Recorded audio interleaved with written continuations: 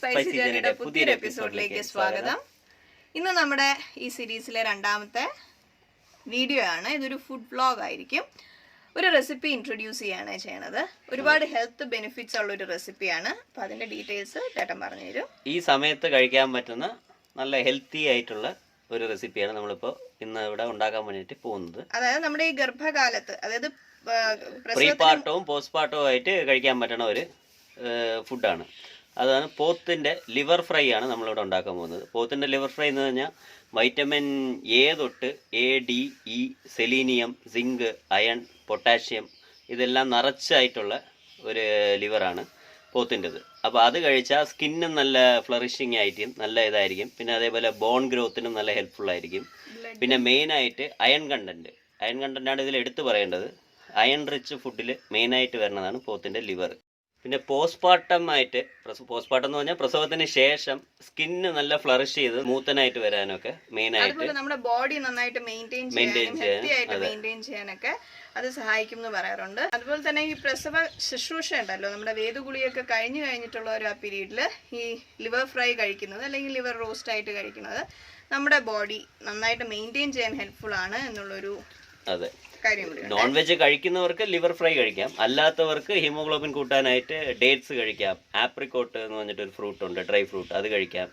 അതും അല്ലാന്നുണ്ടെങ്കിൽ ഈസി ആയിട്ട് കിട്ടുന്നത് കീര വകകൾ ഒരാഴ്ചയിൽ ഒരു 3 ദിവസം അല്ലെങ്കിൽ 4 ദിവസം വെച്ച് കഴിച്ചാലും ഇതിൽ വന്നിട്ട് കൂടുന്നതാണ്. അപ്പോൾ നമുക്ക് പാചകത്തിലേക്ക് പോവാം. നമ്മൾ അടുപ്പിലാണ് പാചകം ചെയ്യാൻ പോകുന്നത്, വിറകടുപ്പിൽ. അപ്പോൾ ആദ്യം വിറകടുപ്പ് കത്തിക്കട്ടെ. പോവാം.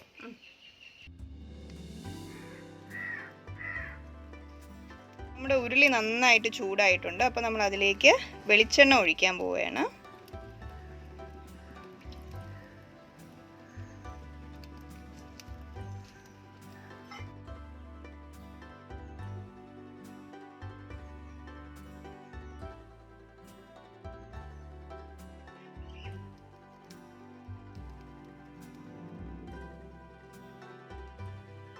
നന്നായി തിളച്ചിട്ടുണ്ട്. നമ്മളപ്പോൾ കടുക് അതിലോട്ട് ഇടുകയാണ്. വറ്റൽമുളക് ഇടുകയാണ്. അതിനുശേഷം നമ്മൾ കരിവേപ്പില കൂടി ഇട്ട് കൊടുക്കുകയാണ്.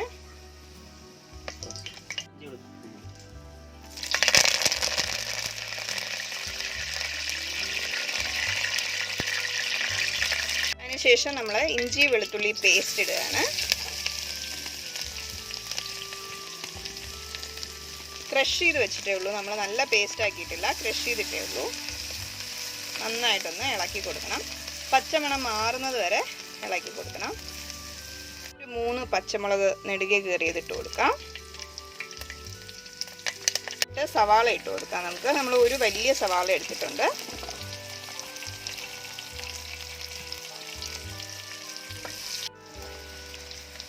സവാള ചെറുതായിട്ട് വാടി വരുമ്പോൾ നമ്മൾ ചെറിയ ഉള്ളി കൂടി ഇട്ട് കൊടുക്കുകയാണ്.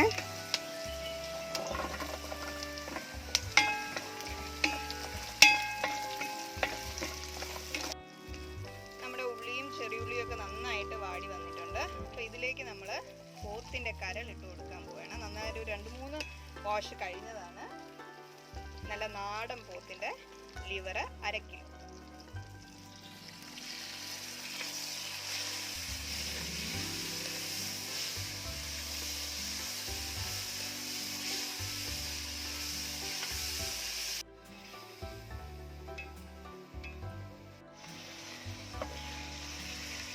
ചൂട് കൂടുമ്പോഴത്തേക്കും ഈ കരൾ പൊടിഞ്ഞു പോകാൻ സാധ്യതയുണ്ട്. അപ്പോൾ അതില്ലാതെ ശ്രദ്ധിച്ച് വേണം നമ്മൾ ഇളക്കി കൊടുക്കാൻ. അതിലേക്ക് നമ്മൾ ഓരോരോ പൊടികൾ ഇട്ട് കൊടുക്കുകയാണ്. ആദ്യം മുളക് പൊടി. ഇതിൻ്റെ ഒന്നും കണക്ക് നമ്മൾ പറയണില്ല, എല്ലാം കൈക്കണക്കാണ്. അതിനുശേഷം കാശ്മീരി ചില്ലി പൗഡർ, മല്ലിപ്പൊടി, പിന്നെ മീറ്റ് മസാല,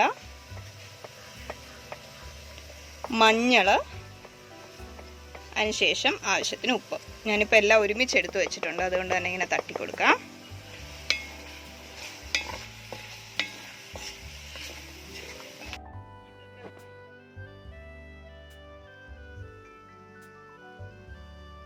അതിലേക്ക് നമ്മൾ കുറച്ച് വെള്ളം ഒഴിച്ചു കൊടുക്കാൻ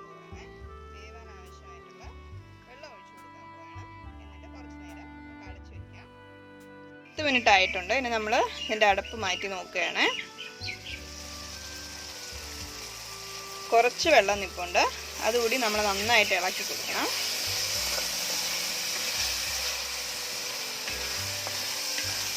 നല്ല മണം അടിക്കുന്നുണ്ട്. ഏകദേശം വറ്റി വന്നിട്ടുണ്ട്. ഇനി ഇതിൻ്റെ മെയിൻ ഇൻഗ്രീഡിയൻ്റ് എന്ന് പറയുന്നത് കുരുമുളക് പൊടിയാണ്. അപ്പോൾ നമ്മൾ കുറച്ച് കുരുമുളക് പൊടി കൂടി ഇട്ട് കൊടുക്കുകയാണ്.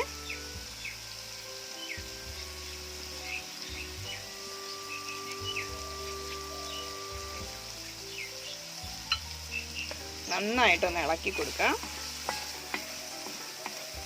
അടിയിൽ പിടിക്കാതെ ഇളക്കിക്കൊണ്ടേയിരിക്കണം നമ്മൾ.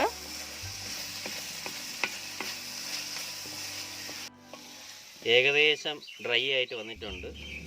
നല്ല വിറകടുപ്പിൽ ഉരുളിയിൽ സ്ലോ കുക്കായിട്ട് നടത്തിയ നല്ല ലിവർ ഫ്രൈ ഏകദേശം റെഡി ആയിട്ടുണ്ട്. ഇതിൻ്റെ അവസാന ഇൻഗ്രീഡിയൻ്റ് എന്നുള്ള ഇതിൽ നമ്മളിനി കുറച്ച് പച്ച വെളിച്ചെണ്ണ മേലേക്കിനി തൂവി ഒഴിച്ചു കൊടുക്കാൻ പോവുകയാണ്.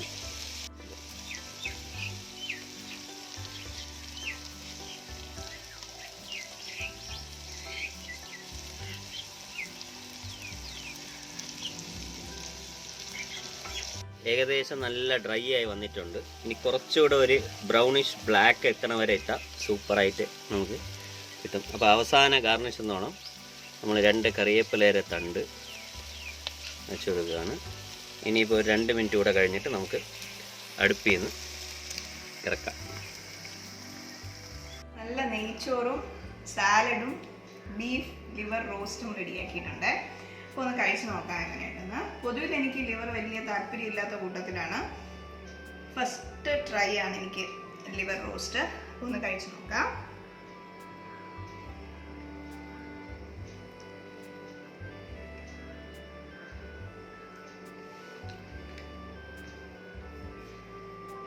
ടേസ്റ്റിയാണ് സംഭവം. നല്ല ഗീ റൈസിനകത്ത് ഒരു കഷ്ണം ലിവറും ഒക്കെ വെച്ചിട്ട് കഴിക്കാൻ നല്ല ടേസ്റ്റിയാണ്. പിന്നെ കൂടുതൽ ഇഷ്ടമുള്ളവർക്ക് കുറേ കൂടി ആസ്വദിച്ച് കഴിക്കാൻ പറ്റുമേ. അപ്പോൾ നന്നായിട്ട് ഫോം ആയിട്ടുണ്ട്. നല്ല സ്പൈസിയാണ്, ഫോം ആയിട്ടുണ്ട്, അടിപൊളിയാണ്. നമുക്കറിയാലോ മീറ്റിൻ്റെ ഏതിൻ്റെ ലിവർ ആണെങ്കിലും പ്രത്യേകിച്ച് ഒരു ടേസ്റ്റ് ഇല്ലാത്തൊരു സംഭവമായിരിക്കും.